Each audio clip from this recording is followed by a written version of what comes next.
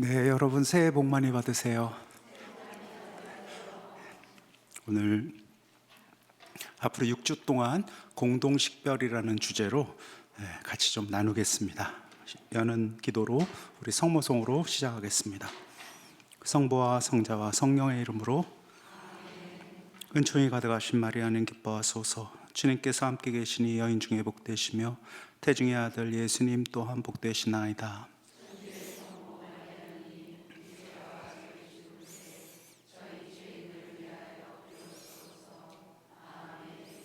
언제나 아드님 예수 그리스도에게 귀 기울이신 성모님, 저희를 위하여 빌어주소서.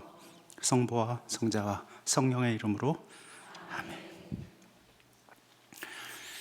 공동식별, 벌써 주제 자체가 수도자들이라든지 성직자들이라든지 교회에 해당하는 그런 특정한 어떤 그 행위를 뜻하는 것 같지요. 그러나 사실은 공동식별은 교회가 오랫동안 살아온 삶의 방식이었습니다. 그것은 딱히 어떤 직무를 가진 자들이 어떤 특별한 하나님의 일을 하기에 앞서서 수행하는 어떤 특별한 절차와는 사실은 그렇게 좁게 해석할 일은 아니었습니다. 제가 이 주제를 택한 이유는요, 실은 작년에 일이 좀 있었어요. 프란시스코 교황님이 돌아가시기 전에 예수의 총원장 신부님에게 유언처럼 뭘 좀 부탁을 하셨다라는 것을 작년에 알게 됐어요.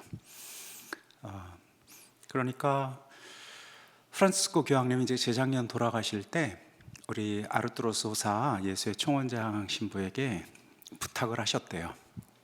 교회에 공동식별을 알려달라고, 그것을 예수의 새로운 사도직으로 좀 잘 자리 잡게 해달라고 이렇게 부탁을 하셨다라는 거예요.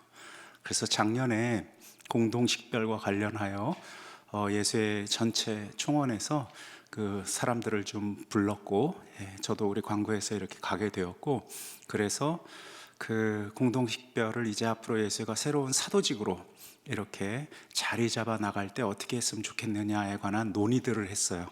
그게 작년 11월 말 12월의 이야기예요. 그래서 그런 맥락에서 그걸 돌아와서 그럼 뭐라도 이렇게 시작을 해야 되겠다 해서 그런 맥락에서 지금 이렇게 좀 나누게 되었습니다.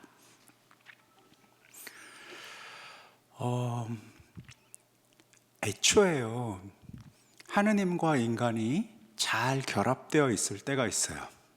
모든 것을 다 벗고 하나님께서 있는 그대로 자신의 목소리를 들려주고, 인간도 자신의 위치를, 자신의 마음을 그냥 하느님 앞에 활짝 열고 살 때가 있었어요. 그때가 언제일까요? 아담과 이브가 낙원에서 살 때 그랬어요. 그들은 가릴 게 없었어요.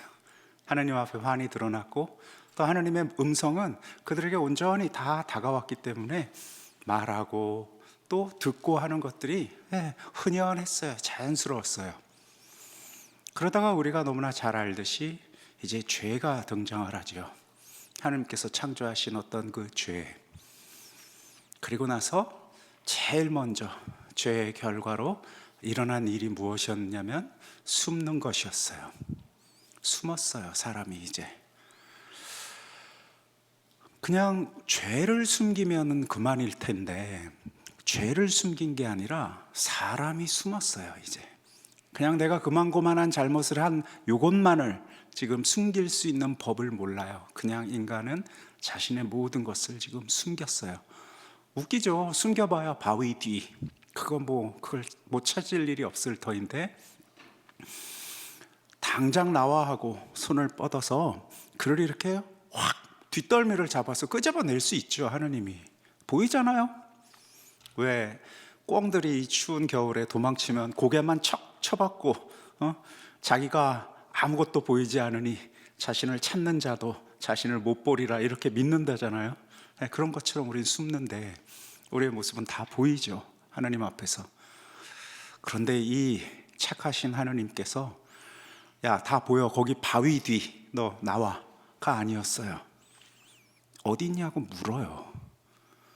어디 있냐고. 마치 우리가 잘 숨은 것처럼. 그래서 당신이 마치 어디 있는지 모르는 것처럼, 아직 우리의 위치를 모르는 것처럼 묻습니다. 그는 내가 여기에 있습니다 라는 대답을 그렇게 명료하게 똑부러지게 하지 못했어요. 그리고 그 똑부러지지 못한 대답은 오늘날까지, 몇 천 년이 지난 오늘날까지 우리 안에 생생하게 남아있는 사태예요. 이제 와서는요, 그냥 우리가 당신 앞에서 숨는 것만이 아니라요, 우리가 또 막 당신한테 묻기도 해요. 당신 어디 있냐고. 내가 이렇게 죽어가고 있고, 세상은 이렇게 엉망진창이고, 뭐 세상까지 갈 것도 없이 내 삶 안에서 절절하게 당신이 필요한 바로 이 순간에, 그리고 내가 그냥 아무것도 아닌 내가 아니라 온 생을 당신을 믿어온 사람에게, 물론 부족했지만 그럼에도 불구하고 나로서는 당신밖에 없는 지금 이 상태인데, 당신 어디서 뭐 하고 있느냐고 물어요. 그런데 또 너무나 재미있는 게, 우린 막 묻고 듣고 있다라고 생각을 하면서 안 들린다라고 이야기를 해요. 실로 안 들리니까요. 계속해서 우리는 당신께 묻고 또 묻고, 그리고 또 하나의 비밀은 뭐냐면요, 당신도 우리에게 계속해서 너 어디 있냐고 묻고 있어요. 이게 도대체 이게 뭔 소리야? 우리도 묻고 있고, 당신이 어디 있는지, 어디서 뭐 하고 계신지, 지금 어디 있는지, 내가 어떻게 당신을 만날 수 있는지, 어떻게 하면 내가 당신의 목소리를 들을 수 있는지 묻고, 또 당신도 계속해서 우리에게 묻고 있어요. 너 어디 있냐고. 그래서 우리는 주님, 저 여기 있습니다라고 당신께 이렇게 대화하는 법도, 또 당신의 목소리를 듣는 법도 잊어버린 것 같아요. 오랫동안. 이게요, 대화가 좀 누군가와 잘 안 될 때 우리가 어떻게 하죠? 더 막 열심히 해보려는 노력을 한 번도 안 하는 경우는 없어요. 나름 노력도 하죠. 그런데 뭘 해도 안 돼. 그것도 1년, 2년, 3년 이렇게 꽤 많은 시간을 여러 각도로 내가 좀 해봤는데 더 이상 내 말을 듣지도 않고, 또 그가 무슨 말을 하는지 나는 도대체 알아들을 수가 없을 때 우리는 이제 어떻게 합니까? 이제 더 이상 그런 수고들은 멈춰요. 당신 어디 있는지, 또 내가 어디 있는지를 이렇게 계속해서 확인하는, 또 듣는 일들을 멈춰요. 이렇게 멈추고 나서 우리가 하는 일들이 있어요. 이게 지금 교회의 얘기입니다. 오랫동안 멈춘 뒤에 우리가 하는 얘기는, 자, 그럼 지금은 모르겠고 써놓은 이야기들, 원래 당신이 했던 말씀들, 고정되어 있는 것들, 돌판에 새겨져 있는 것들, 그건 하신 말씀이니까 여기에 이제 집중해요. 그래서 이거 열심히 지키는 것으로 우리 이제 그것을 율법이라고 부릅니다. 그런데 너무나 잘 알다시피 하나님은 돌이 아니에요. 돌판이 아니에요. 하나님이 돌판에 새겨놓은 것은 돌판에 새겨진 것을 통해서 하나님 아버지를 만나라는 것이었지 돌판을 만나라는 게 아니었거든요. 그런데 돌판에 새겨진 얘기에 집중하다 보면, 자, 하나님은 잘 모르겠고 나는 돌판에 집중할래, 이렇게 돼버리거든요.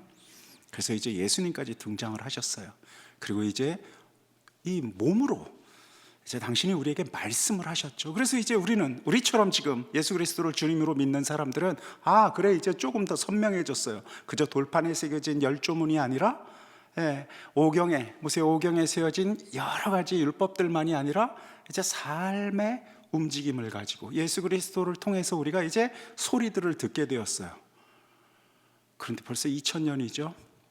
사실은 2000년까지 올 것도 없이 꽤 짧은 시간 안에서 그 말씀들이 우리 삶의 갈피갈피의 그런 고민들과 문제들에 일일이 다 답하지 못한다라는 사실을 금방 또 깨달았어요. 그래서 대화가 있고 말씀이 있는데 이것으로는 부족해. 그냥 2%만 부족한 게 아니라 너무 많이 부족해요. 그래서 그럼 어떻게 해야 되지? 정말 난감하게, 절절하게 하나님의 뜻이 무엇인지 막 묻기 시작했어요. 그리고 나서 살아내야 되니까, 오늘을 또 살아내야 되니까 답을 나보다는 좀 나은 사람들에게 이렇게 찾기 시작했고, 교회는 무책임하게 나도 잘 못 들었어요 라고 얘기할 수 없었어요.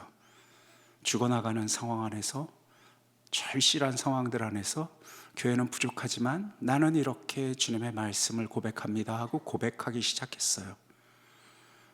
그리고 사람들은 그 부족한 교회의 대답을 의지하며 또 그렇게 살아냈어요. 하나님의 말씀을 교회를 통해서 들으면서. 그런데 이때 세월이 지나가면서요, 세월이 지나가면서 우리가 너무나 잘 알듯이 이 교회의 가르침도 이렇게 단순한 세상이 아니라 이제 복잡한 세상으로 조금씩 더 복잡해지고 더 많은 다양한 다른 문화, 다른 사태들과 마주하면서 교회가 모든 문제에 답을 할 수 없다라는 사실을 우리가 어느 순간 깨닫기 시작했어요. 그래서 계속 또 묻죠. 교회는 여기에 어떻게 답할 거냐고. 답을 좀 해보려고 했는데 그 옛날 단순하고 소박한 절절한 아주 간단한 답으로도 충분히 생을 살아낼 수 있었던 그런 삶의 방식들에서 수없이 다양한 문화, 수없이 다양한 여러 여건들 앞에서 교회의 답은 아무리 봐도 이건 좀 쓸모가, 아무리 봐도 이건 좀 도움이 안 되는, 그러면서 이제 인간은 과학, 이성, 기타 등등 교회 바깥에 있는 많은 설명들에 귀 기울이기 시작했고 그것으로 실로 많은 도움을 받기 시작했어요. 그렇잖아요. 우리가 삶을 살아나가면서 오로지 교회에서 가르쳐준 대로만 지금 가지고 그것만을 지금 품에 안고 이게 내 생의 모든 답이야라고 이렇게 우리 못 살아요. 교회가 가르쳐준 것도 있지만 이 세상을 살아나가는 수많은 지혜들을 내가 끊임없이 배우고 그 안에 귀 기울이면서 이렇게 살아나가고 있었어요. 자, 그런데 여기서도 또 우리가 난감함을 또 마주해요. 과학, 이성, 이런 설명들로도 다 해명될 수 없는 그 복잡함이 너무나 깊어진 거예요. 이제 우리는 알게 됐어요. 여기에서요, 어떤 뛰어난 학자가 하나 세상은 이렇게 사는 것입니다라고 딱 얘기를 한다 하더라도, 엄청난 지식을 가지고 그가 얘기를 한다 하더라도 여기에 있는 저쪽 끝에 있는 누군가는 아닌데, 그것으로는 내 삶의 모든 것을 다 설명할 수 없는데 라고 생각하실 분이 이 작은 방 안에도 있어요. 폭발적으로 다름이 늘어나고 감당할 수 없는 다름, 그것들이 온 세상을 넘쳐서 어떤 결과가 나오느냐면요, 오늘 우리가 사는 세상 안에서는요, 다 모든 사람 하나하나가 다 하느님이에요. 이제 자기가 알아서 살아야 돼. 그리고 다른 거예요. 진리란 저 사람이 이야기하는 것에 예 맞아요 하고 귀 기울이는 게 아니라 각자가 마주한 각자의 세상을 존중하면서 사는 것. 그래서 뿔뿔이 삐죽삐죽 다 흩어지고 있고, 어떤 의미에선 그게 진리야 라고 이야기하는 게 오늘 우리가 사는 세상의 어떤 의미에서 진리관인 것 같아요. 제 얘기가 아니라 베네딕토 16세의 통탄이었습니다. 각자가 하나님이 되어버린 이 세상을 우리는 우리 주 예수 그리스도만을 믿는 사람으로서 받아들일 수 없다요. 아무리 그대가, 아무리 다른 사람이, 아무리 내가 이해할 수 없어도 주 예수 그리스도를 통한 진리는 진리일 뿐이라고 이렇게 외치셨어요. 그런데요, 그런 외침만으로는 우리가 설득되지가 않았어요. 그래서 계속해서 하나님의 진리가 교회 안에 계속해서 살아있노라라고, 비록 우리가 충분히 설명을 못하지만 계속해서 우리는 진리가 내 것이 아니라 그분의 것으로서 있고 빛나는 것으로서 향해야 한다라고 이렇게 우리가 지금 교회가 가르쳐 왔지만 이게 설득력이, 힘이 별로 없어요. 사람들은 그건 당신 생각이고, 아유 고집스러운 할아버지, 이렇게 욕하고 폄하하고 무시해요. 또는 맞아 하고 막 좋아하면서 실제 삶은 그것과는 무관하게 세상의 논리대로 살아요. 프란시스코 교황은 이제 들어야 합니다. 하느님의 그 목소리를 들어야 됩니다 라고 이야기하신 것이에요. 그 들어야 함, 너 어딨냐는 주님의 목소리, 그리고 저 여기 있어요 라는 나의 위치를 당신께 고백하는 바로 이 대화가 다시 시작되어야 합니다. 이것이 바로 식별이에요. 그 대화가. 그럼 어떻게 듣는다라는 거야? 우리 정말 듣고 싶은데 어떻게 듣는다라는 거야? 여기 이 사람들, 내 곁에 있는 바로 이 사람들 안에 하나님의 목소리가 울리고 있다라는 그 대전제, 아니 그 증언을 통해서 듣는 거예요. 내 안에도, 또 여기에 있는 형제 안에서도, 또 여기 있는 자매님 안에서도 이분이 온전하게 완전한 사람이고 거룩한 성인이어서가 아니에요. 우린 다 깨진 그릇과 같은, 질그릇과 같은 부족한 자들인데, 하나님께서 우리 안에 심어주신 그 소중한 성령의 움직임이 우리 모두를 통해서 지금 움직이고 있다라고, 우리 모두를 통해서 소리를 내고 있다라고. 그건 교회의 깊고 깊은 증언이거든요. 그러니 이 형제들 안에, 이 형제들을 통해서, 이 형제들과 함께 그 목소리들을 들어야 한다라는 것, 이것이 프란치스코 교황님이 하셨던 그 시노달리타스라고 얘기하는 시노드의 정신이고, 그게 바로 공동식별, 이냐쇼의 표현대로 하면 공동식별의 처음이자 마지막이에요. 이 안에서, 우리들 안에서, 우리의 이 부족함 안에서, 내 안에서, 나만이 아니라 내 곁에 있는 사람들을 통해서 당신의 목소리를 듣고, 당신이 나에게 요청하시는 바를 듣고, 또 우리 안에서 외치고 있는 소리들을 내는 것, 이렇게 나의 위치를 당신께 알리고 당신의 물음을 내가 당신의 물음으로써 받아들이는 것, 이것이 지금 식별이거든요. 그래서 우리가 해야 하는 것이에요.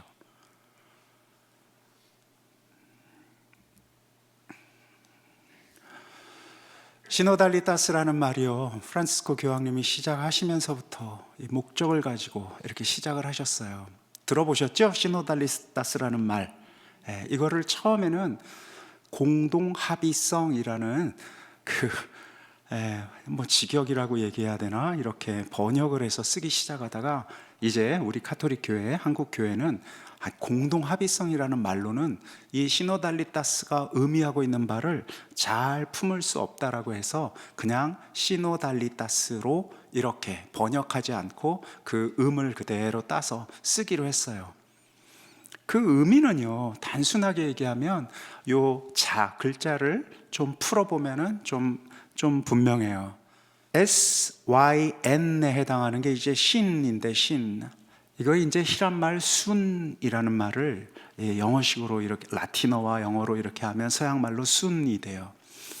그런데 이게 무엇이냐면 영어식으로 하면 전치사 with와 같은 거예요. 함께 한다라는 뜻이에요. 함께. 그 다음 시노달리타스에서 호두스, 이 두 번째는 이제 하나는 순, 또 하나는 호두스인데, 이 달리타스에 해당하는 이 부분이 호두스인데, 호두스는 길이라는 뜻이에요. 길. 그러니까 함께하는 길, 이런 뜻이 시노달리타스예요. 여러 개의 길이 있는데요, 그 길이 이렇게 모아졌다라는 뜻도 되고요, 한 길이 있는데요, 그 안에서 여러 사람이 지금 움직이고 있다라는 뜻도 돼요. 중요한 것은 뭐냐면요, with예요. with. 이 with가요, 묘한 말이에요. 함께라는 전치사인데 영어로 함께라는 말이 묘해요. 왜 그러냐면요, 차라리 함께가 아니라 하나면 편해요. 나, 너, 또 이렇게 있는 여러 다른 사람들이, 자, 우리 한 길을 가, one way, 일방통행이죠. 한 길을 간다 그러면 다 그 길로 모이면 될 터인데, 여러 개가 각자 다른 소리를 내는, 각자 조금씩 다른, 똑같지는 않는, 겹치기는 하지만 같지는 않는 이런 채로 있으면 이게 벌써 문제가 좀 생겨요. 같이라는 데에 참 큰 긴장이 생겨요. 그러니까 시노달리타스라는 말은요, 하나의 길이 아니라 여럿이 함께라는 그런 뜻이거든요. 여럿이 함께. 그러니까 이거 정말 민주주의를 뜻하는 것이구나 라고 생각하기 쉬워요. 그렇잖아요. 민주주의는 여럿이 서로 다른 목소리들을 다 같이 조화롭게 같이 모아내는 것, 이건 이제 민주주의잖아요. 그죠? 그런데요, 그런 통속적인 그런 의미에서 세상이 다 알고 있는 그런 의미에서의 지금 시노달리타스는 우리가 프란시스코 교황님이 우리에게 이게 길입니다 라고 얘기했을 때 그 시노달리타스가 아니에요. 이건 대문자 시노달리타스예요. 무슨 말이냐면 우리만의 고유한 뜻을 담은 시노달리타스예요. 이것은 성경과 교회의 전통에 뿌리 잡은 그 시노달리타스예요. 이건 무슨 차이가 있어? 아주 거대한 차이가 있어요. 함께 하기는 함께 하는데 무엇을 함께 하느냐면요, 이게 중요해요. 우린 다 각자가 가지고 있는 고유한 생각들, 취향, 의견, 뭐 여러 가지 아픔과 또 여러 가지 선호들을 다 존중해서 그것들의 중간쯤을 찾아서 길을 가는 것, 이게 세상이 말하는 어떤 의미에서 시노달리타스예요. 실로 처음에는 그렇게들 오해했어요. 시노달리타스 하재매, 그러면 왜 소수의 의견을 안 받아주는 거야? 결정을 할 때 어떻게 결정할 거야? 다수결로 하든 뭘 하든 뭐 의견들을 모아서 여러 의견들을 다 모아줘야 될 거 아니야? 이런 주장들도 많이 나왔어요. 그런데 이 시노달리타스, 이 다른 의견을 하나로 모은다라는 게 하나의 근본적인 하나의 특징이 있어요. 우리의 시노달리타스는 우리가 지금 여러 목소리들 안에서 여러 목소리들과 함께 갈 때의 특징은 무엇이냐면 성령이에요. 성령. 그러니까 내 안에 있는 성령, 내 안에 있는 나의 선호, 내가 좋아하는 거, 나의 아픔과 슬픔과 기쁨과 즐거움과 내 생각이 아니라 내 안에 있는 성령. 물론 내 안에 있는 성령과 내가 가지고 있는 아픔과 기쁨과 슬픔은 동떨어져 있는 것은 아니에요. 겹쳐 있기는 할 거예요. 그러나 같을 수는 없어요. 시노달리타스에서 우리의 시노달리타스는요, 내가 지금 누군가와 함께 갈 때 나의 길과 너의 길을 잘 조합해서 그 중간점을 가져라는 게 아니라요, 내 안의 성령과 그대 안의 성령을 같이 가는 거예요.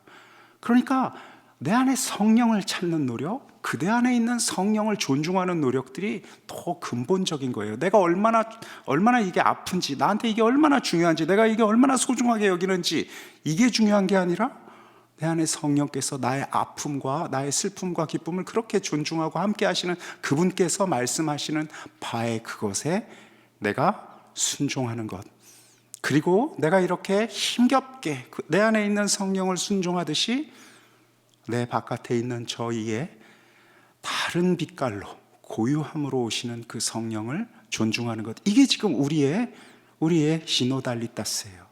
다름과 함께하는 길. 한 마음으로 청하라는 말씀, 우리 너무나 잘 들어서 알고 있어요. 너희가 나에게 나의 이름으로 한 마음으로 청하면 내가 뭐든 들어준다라고 약속하셨거든요. 이때 이 한 마음이요, 이게 순포네오라는 동사를 써요. 제가 옆에 심포니라고 썼죠. 이 심포니가 교향곡이라는 그 말이거든요. 교향곡 아시죠?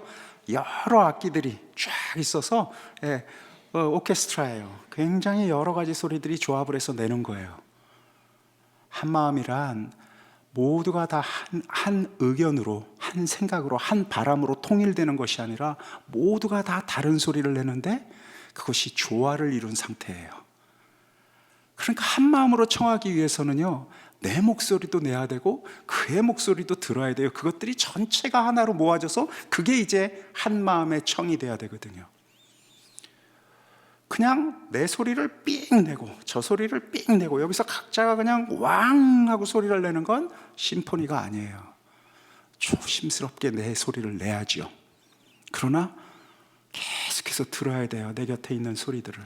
그리고 그것과 조화가 되는, 그것과 어울리는 그 소리의 지점 안에서 우리는 소리를 왕 하고 맞출 때 이 조화로운, 서로가 서로를 존중하며 어깨를 걸고 있는 그 소리 하나, 그 전체가 심포니이고, 이제 그것이 바로 하나님께 올리는 청이 된다라는 것이에요. 그것이 바로 시노달리타스예요. 그렇다면 내가 지금 누군가와 내 가족과 내 아이와 내 남편과 내 아내와 또는 내가 속한 크고 작은 공동체 안에서 이렇게 하느님의 목소리를 찾는다라는 것이 바로 이런 심포니를, 내 안에 있는 그 거룩한 목소리를 내고 또 그 안에 있는 그 거룩한 목소리를 듣는 것이구나. 우리가 이렇게 좀 감 잡을 수 있어요. 맞아요. 그게 지금 우리가 모색해 보려고 하는, 6주 동안 배워보려고 하는 공동식별의 내용이에요. 그거 어떻게 할 수 있을까? 어떻게 하면 내 안에 있는 당신의 그 울림을 내가 세상에 내놓고 또 세상을 통해서 나에게 들려오는 그 울림을, 당신의 울림을 내가 들을 수 있을까? 그리고 그렇게 나의 울림과 세상의 울림을 조화시켜 나가는 이 여정, 그렇게 해서 하나의 아름다운 목소리를, 하나의 화음을 내는 것, 이것이 지금 우리가 해보려고 하는 공동식별이에요. 그러니까 공동식별은 그냥 어떤 특정한 문제 앞에서 어떤 특정한 문제를 잘 해결하기 위해서 여러 의견들을 모으는 것이 아니구나. 이것은 조금씩 관계를 깊이 해나가는 것이구나 하는 것을 먼저 감잡을 수가 있을 거예요. 식별은 그래서 누군가의 울림을, 누군가를 통해서 말씀하시는 그 소리를 내가 이제 귀 기울인다라고 해보자고요. 나도 내 안에 있는 소리를 이렇게 내놓는다라고 한번 해보자고요. 먼저 이제 그게 가장 중요하니까요. 그리고 그게 처음이자 마지막일 터인데 한번 상상해 보세요. 여러분이 있는 그대로의 나의 마음을 나누는 경우는 꽤 있었을 거예요. 나는 한 번도 내 마음을 나눠본 적이 없다. 이거 아마 거짓말일 거예요. 우리 얘기 많이 하죠. 내 생각은 이래. 나는 이때 이렇게 아파했어. 이렇게 슬퍼하고 이렇게 기뻐했고 이렇게 나 자신을 나는 한 번도 못 나눠봤다. 이거 거짓말일 거예요. 그죠? 그런데요, 내가 지금 어떻게 느끼고 있는지, 얼마나 아픈지, 얼마나 기쁜지를 나누는 것조차도 상당히 쉽지가 않다는 거 우리가 잘 알아요. 누울 자리를 보고 다리를 뻗는다고 이런 나의 나눔을 듣고 존중해 줄 수 있는 사람 앞에서나 이게 내놓는 거니까 벌써 이것부터도 쉽지가 않아요. 그래서 사실 누군가 앞에서 나의 감정, 나의 아픔과 슬픔과 기쁨을 내가 좀 이렇게 내놓을 수만 있다면 그 관계 굉장히 건강하고 굉장히 좋은 관계일 거예요. 그래서 벌써 그것부터 우린 배가 고파요. 그런데 문제는요, 그것은 나의 나눔의 반의 반쪽밖에 안 돼요. 나는요, 나란 존재의 그 아픔과 기쁨은요, 사실은 잘 아직 몰라요. 나는 무엇으로 가장 기쁜가? 제가 지금 좀 간절한 표정으로 무엇으로 참으로 기쁜가? 이렇게 지금 질문을 하면 이제 좀 그냥 뭐가 기뻐? 이러면 내가 할 말이 많아요. 나는 뭐도 기쁘고 저것도 기쁘고 이렇게 할 수 있는데 거기에 이제 정말이 붙으면, 참으로가 붙으면 그러게 나는 참으로 무엇이 기쁘지? 라는 질문 앞에 좀 서 있어 봐야 돼요. 쉽게 안 나와요. 마찬가지로 나는 어떻게 아픈가? 나의 상처는 무엇인가? 그럼 몇 개 떠오를 수 있어요. 그런데 참으로 내가 아픈 것은 무엇인가? 묻기 시작하면 그게 또 그렇게 쉽진 않아요. 오랜 세월 나를 붙잡아왔던 나의 상처들, 오랜 세월 이거 정말 너무나 이것만 해결되면 다 모든 문제가 다 풀릴 것만 같았었던 어떤 그런 현안들이 있는데, 우리 또 삶을 좀 어느 정도 살아본 체험들이 있으면 우리 다 알아요.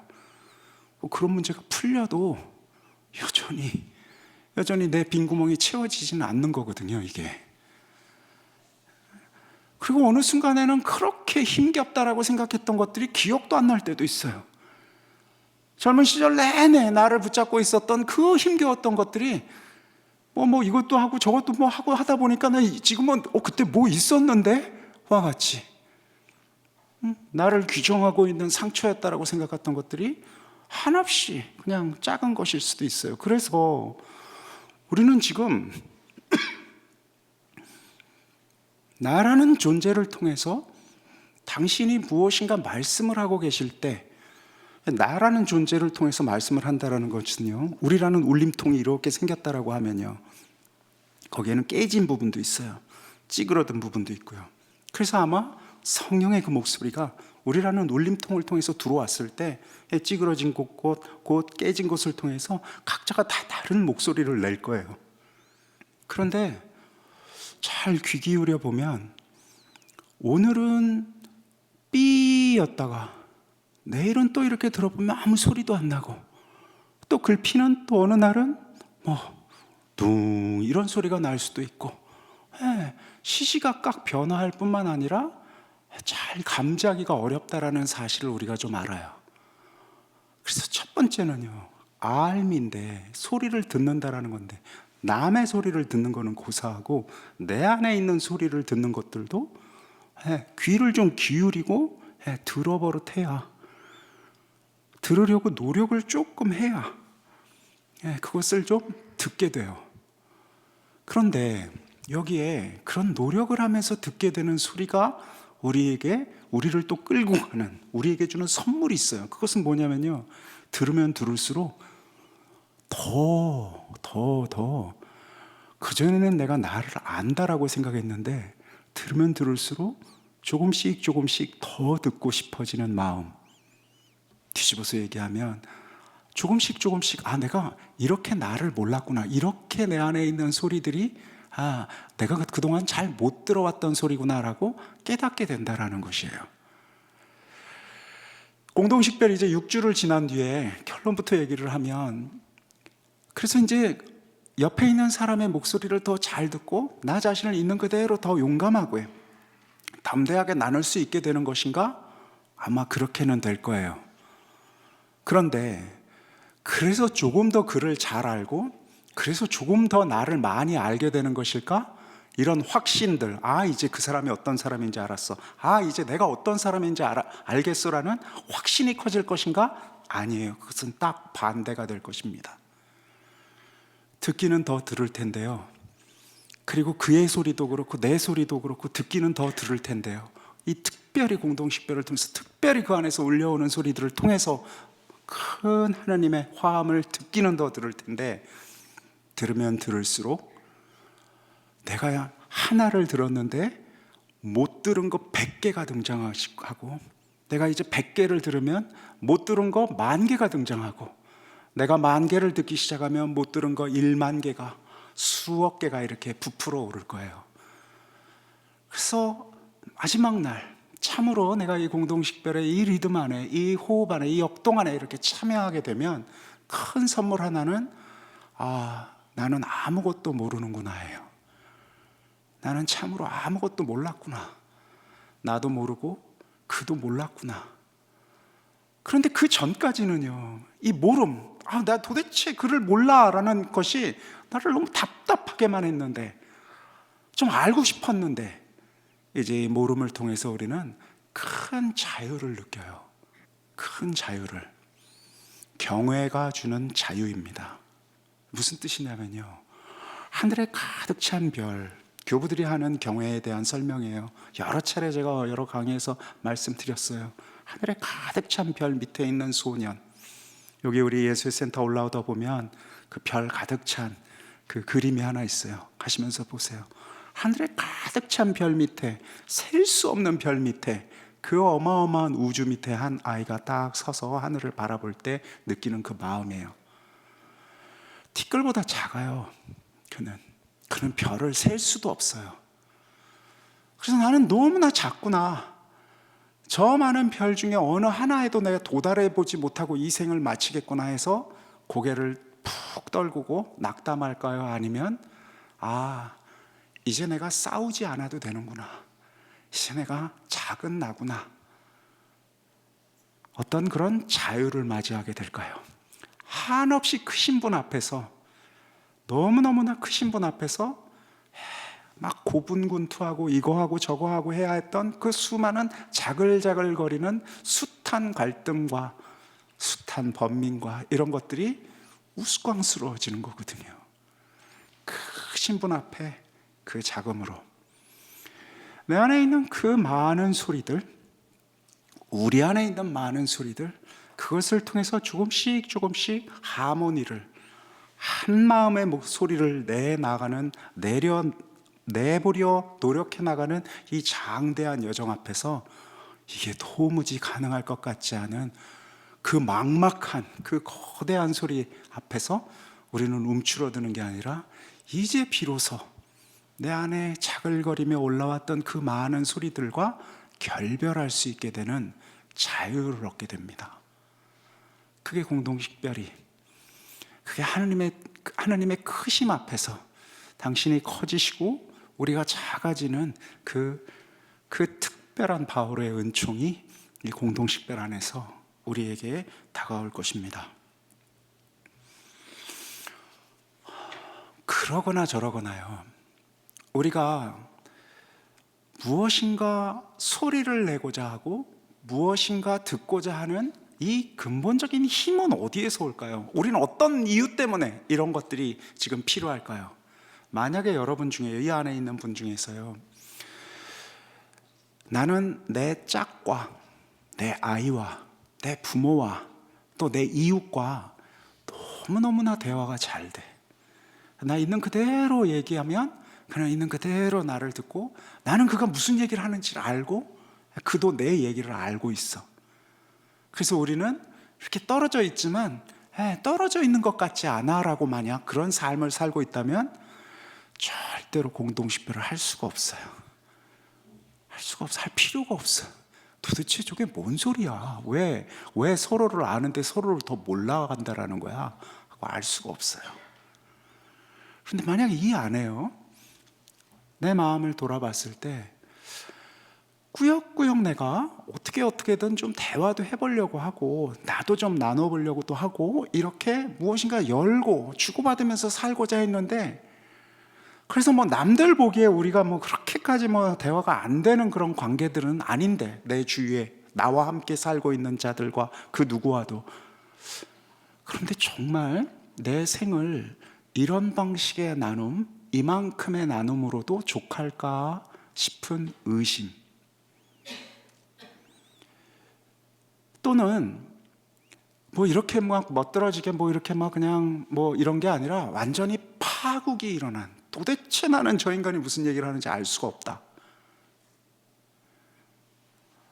나도 정말 모르겠다. 내가 왜 이러는지.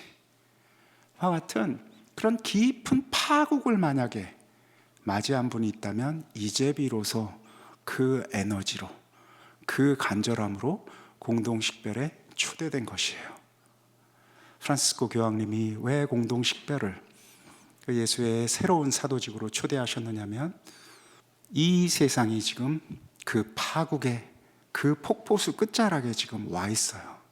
우린 서로가 서로를 지금 이해한다라고 철석같이 믿고 있지만 서로가 서로에 대한 이해는 고사하고 자기가 뭘 좋아하는지, 자기가 뭘 두려워하는지, 이 세상은 뭘 좋아하는지 뭘 두려워하는지 안다라고 생각하는데 정말 모른다라는 게 교황님의 통찰이었어요. 유튜브에 올라온 수많은 이야기들, 욕구의 충족들, 이거 좋아라고 얘기했던 것들, 우린 그것을 나도 좋아해요, 우리도 좋아해요 라고 고백해요. 보는 것으로 탐욕이 생긴다라고 하죠. 듣는 것으로 탐욕이 생겨요. 아는 것으로 우리는 그것을 욕구해요. 그래서 남들이 좋아하는 걸 우르르 보면서 나도 그게 좋아라고 생각해요. 남들이 슬퍼하는 걸 보면서 나도 그게 슬퍼라고 생각해요. 바람에 부낚이듯이 이리저리 수억 명의 사람이 똑같은 것을 좋아하고 수억 명의 사람들이 똑같은 것을 미워하고 싫어해요. 그거 자기가 좋아하고 자기가 미워하는 줄 알아요. 하나님이 빚어내신 그 수많은 다름이 없어요. 내가 뭘 좋아하는지, 내가 계속해서 보는 알고리즘이라고 하죠. 요새 우리가 인터넷으로 뭐 보면 다 내가 늘 좋아하는 게 같이 뜬다라고 하잖아요. 거기에 이렇게 딱 떠올려지는 것들이 정말 내가 좋아하는 것인가? 나는 여행을 좋아하고, 나는 사람 만나는 거 좋아하고, 또는 나는 홀로 기도하는 거 좋아하고, 음악 좋아하고. 예, 좋아요. 그게 나쁘다라는 게 아니에요. 그런데 그게 나의 좋아함, 나의 사랑, 나의 기쁨의 다인가? 우린 물어야 하거든요. 그런데 그 물음의 시간들을 놓치고 있어요. 그리고 그게 얼마나 파국적인 사태인지를 또 몰라요. 뭐 사는 거 이런 거지. 다 이렇게 사는데 천만다행으로 실질적으로 관계들이 뻥 하고 깨져서 더 이상 얼굴을 보지 못하는 관계들, 더 이상 대화를 진행할 수 없는 관계들, 나 자신의 깊은 실망 안에 폭 하고 떨어진 상태들, 가난들, 재앙처럼 닥쳐온 어떤 파국들, 우린 그 균열을 통해서 이제 겨우 물을 수 있는 힘을 얻게 돼요. 영어로는 매니지라고 하거든요. 대충 이 세상을 그냥 대충 살아오는 자는 대충 묵게 돼요. 아, 좋은 말씀이네. 그리고 바로 익숙한 나의 삶의 방식, 익숙한 나의 소리들 안으로 들어가 버리거든요. 그런데 파국에 있는 자들은, 내 관계가 지금 무너져서 내가 절절하게 내 소리가 필요한 자들은, 절절하게 그의 소리가 필요한 자들은 이제 문을 열고 들으려 하게 되겠죠. 파국 속에서요, 끊임없는 세상의 유혹은요, 야, 살던 대로 살아요. 뭐 이렇게 복잡하게 뭘 들어. 그냥 올라오는 대로, 네 마음에 지금 끄는 대로, 바람 부는 대로. 또 하나는 이제 그 파국 속에서 참으로 깊게 알고자 하는 그 선택을 하는 것, 이 둘 중에 우리는 지금 있습니다. 모든 게 다 무너진 뒤에요, 그러니까 이제 앞을 가릴 수 없는 사태, 관계가 끊어져 버린 사태. 나는 그를 아는 줄 알았더니 나는 그를 모르겠어. 베드로의 고백, 그건 진심이거든요. 베드로는 예수를 따라다녔지만, 그리고 함께 했지만, 어느 날 갑자기 그가 저렇게 처참하게 무너지는 것을 보고 그는 아마 내가 예수를 알았나? 저 사람이 그동안 나에게 해왔던 이 많은 이 이야기들은 다 뭐였지? 당신은 예수를 아는 사람, 같이 다녔던 패거리라는 그 손가락질 앞에 그는 진심을 얘기했을 거예요. 나는 정말 예수를 모르겠다. 아는 줄 알았는데 나는 그를 정말 모른다고 아마 고백했을 거예요. 바로 그 순간에, 바로 그 처참하게 파국, 쪼개어진 바로 그 순간에 그에게 다가간 그 분이 있어요. 누가 그에게 다가갔습니까? 제가 부활이라는 글자를 굉장히 작게 만들어서 잘 안 보이게 지금 만들려고 했는데 이게 너무 쉽게 보이죠? 관계의 파국이 우리의 마음을 연다라고, 관계의 파국이 우리의 귀를 연다고 제가 말씀을 드렸는데, 사실은 그건 반만 맞는 말이에요. 거기에 부활이 오지 않으면 열려봐야 아무 소용이 없습니다. 그러니까 지금 우리가 어떤 식별을 하고 소리를 듣는다라는 것은 그렇게 끝장나버린, 깨져버린 관계 안에 그분이 우리에게 오시기 때문이에요. 그게 바로 부활이에요. 식별을 할 수 있는 모든 힘은요, 그렇게 부서진, 서로가 서로에게 마음을 열고 대화할 수 없는 사태, 바로 그 끝장나버린 사태 안에 그분이 계속해서 오시기 때문에 그래요. 잘 생각해봐요. 이거 아주 현실적인 얘기예요. 그동안 내가 내 마음을 열고 누군가의 얘기를 들으며 그 안에서 하나님의 움직임을 감지하는 것, 말은 너무나 멋진데 당장 이 문을 나가면서 그게 가능하겠어요? 차라리 내가 존경하는 사람, 어떤 사람과 대화를 한다면 그것조차도 쉽지가 않을 텐데, 나에게 계속해서 상처를 줘왔고, 그가 어떤 인간인지 알아. 그리고 그의 입에서 나오는 게 뭔지 내가 빤히 다 아는 그 도무지 저 소리는 내가 수십 년을 들어왔는데 저 소리 안에서 하느님의 울림을 내가 듣는다라는 게 말은 멋있지만 그 현실적이지 않아. 거기에는 그분이 없어 라고 이 몸이 이야기하고 있는 바로 그곳 안에 이 식별이 가능한 유일한 힘, 그것은 부활이 이제 그 안에 오기 때문에 그래요. 부활이, 그때가, 그 특별한 계기가 그 안에 오기 때문에 그래요.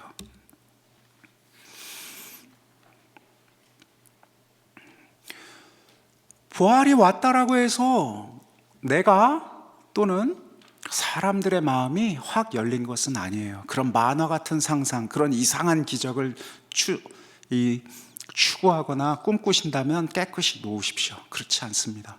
실로 부활, 우리가 너무나 잘 알듯이 부활했을 때, 당신이 다가올 때 제자들은 문을 걸어 잠그고 있었어요. 여러 가지 두려움들 때문이었어요. 내가 지금 마음의 문을 열고 그 죽음을 이기신 그분이 이렇게 다가온다라고 했을 때 내 첫 번째 반응이요, 아니야, 괜히 내가 강의 한번 듣고 이렇게 막 마음을 그냥 방심해가지고 내가 가드를 내렸다가 두들겨 맞고 다시 이렇게 내 가드를 다시 수습을 하느니 조심해서 잘 보고 싸울 수 있을 만한 때, 그때 내가 문을 열어야지. 아마 이렇게 우리가 지금 생각을 하신다면 교회의 전통 안에 있는 거예요. 교회도 그랬어요. 제자들도 그랬어요. 부활했다라는 소식을 듣고 뛰쳐나가서 그분의 그 행적을 찾아 나간 사람은 아무도 없었어요. 이렇게 부활이 가난하게 온다니 하며 문을 닫아 걸고 있었어요.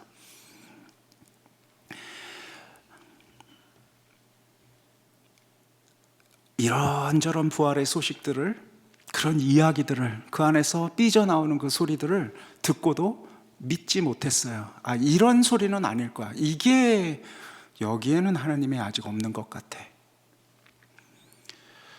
그러니까 도대체 부활을, 다양한 사람들을 통해서 우리에게 부활의 이야기가 전해졌지만 그 이야기 안에서 하느님을 믿고 고백하지는 못했어요. 그런데 중요한 게 뭔지 아십니까? 이게 중요해요. 공동식별에서 굉장히 중요한 것이에요. 나는 믿지 못했지만 그 소리들에 귀 기울여야 돼요. 왜냐하면 그게 씨앗이에요. 그게 씨앗이에요. 내가 믿지 못했던 그 소리들이 내 이 금간, 나라는 존재의 금간 틈을 통해서 안에 박히게 돼요. 안에 머물게 돼요. 그래서 내가 충분히 이게 그분의 소리야 라고 긍정하고 예 주님 받아오십시오 라고 하지 못했어도 그 소리들에 내가 계속해서 노출되어야 하고 노출될 거예요. 부활하신 주님이 그렇게 우리에게 말씀을 건네시는 것을 시작하셨어요. 마르코복음 16장 8절 그 맨 마지막 그 참혹한 그 황망스러운 그 정경을 다시 떠올려도 참 좋아요. 공동식별의 정경이에요. 내가 이제 내 짝지에게 내가 같이 말씀을 나누고자 하는 그 누군가를 앞에 앉혀놓고 자 이제 내가 듣고자 합니다. 그런데 그가 입을 띄기 시작하자마자부터 우리의 마음이 어떤지는 우리가 잘 알아요. 한번 상상해 보세요. 똑같은 얘기, 수십 년 들었던 이야기, 그리고 이번에는 내가 듣는다라고 하니까 내가 정말 끔찍하게 듣고 싶지도 않은 소리를 막 해대는 상태. 공동식별이라고 앉아가지고 도대체 이런 것은 일어날 수가 없는 일인 것 같은 사태.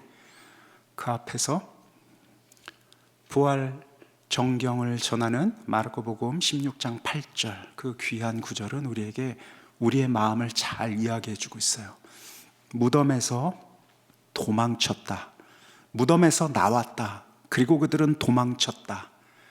무서워서, 무섭기 때문에 아무에게도 아무 말도 하지 않았다. 이게 가장 오래된 그 복음서 사본들, 특별히 바티칸 사본과 시리아 사본, 그 성경의 가장 오래된 책들의 마지막이에요. 마르코복음의 마지막. 부활을 이렇게 마감하고 있어요. 다시 말해서 하느님이 우리에게 건네는 그 소리, 그 기쁜 소식이 뜻밖에도 우리를 변화시켰다라는 얘기가 아니라 우리가 그 소리를 듣고 낯선 사람으로부터 듣고 무서워서 도망치는 얘기예요. 공동식별의 맨 첫 장, 그것은요, 무서워서 도망치는 우리예요. 무서워서 도망치려면 어떻게 해야 되겠습니까? 그런데 구절이 있어야죠. 그래야 무서워서 도망치죠. 나는 대화를 시작을 할 때 무서워서 도망치는 것은 안 하고 그냥 거기에 딱 머물러 있는 상태로 시작하고 싶다면 그런 거 없어요. 대화의 첫 시작은 무서워서 도망치는 것이에요. 아무에게도 아무 말도 하지 않는 거예요. 나 자신을 내놓을 수도 없어요. 이때 나 자신은요, 내 자신 안에 있는 성령의 그 움직임들 말하는 거예요. 부활 소식을 말해요. 이런 부활 소식은 아무에게도 그 무엇도 나는 나눌 수 없다라는 거예요. 그러니 공동식별의 맨 첫 장, 맨 첫 번째는요, 이렇게 파국 속에서 다시 오신 그분을 거절하는 것, 내 안에 있는 당신의 그 소리를 거절하는 것, 우리 안에 있는 그 소리를 거절하는 것부터 시작하고 있어요. 무서워서 도망치는 것으로. 그러나 그것이 끝이 아니에요. 시작하신 분이 그것을 끝나도록 그렇게 놓지 않을 거기 때문에 그래요. 그 소리가 우리를 계속해서 우리와 함께 있고 우리를 격려하면서 또 듣고 또 듣게 만드실 거예요. 영적 식별의 기초까지 오늘 하고 하려고 했는데 아마 제가 당신의 목소리를 들어야 할 것 같아요. 오늘은 여기까지 하고 이어서 그러면 바로 이런 맥락 안에서 내가 대화를 해나간다는 것은 구체적으로 어떤 방식일까? 이런 구체적인 방식에 대한 내용들, 그리고 이렇게 대화를 해나갈 때 어떤 마음의 움직임들이 우리를 걸려 넘어지게 할 것인데 그것은 또 어떻게 피해갈 것인가, 이런 내용들을 다음 주에 좀 나누겠습니다. 영광송으로 마치겠습니다. 영광이 성부와 성자와 성령께, 성부와 성자와 성령의 이름으로 아멘. 마치기 전에요, 혹시 질문 있으십니까?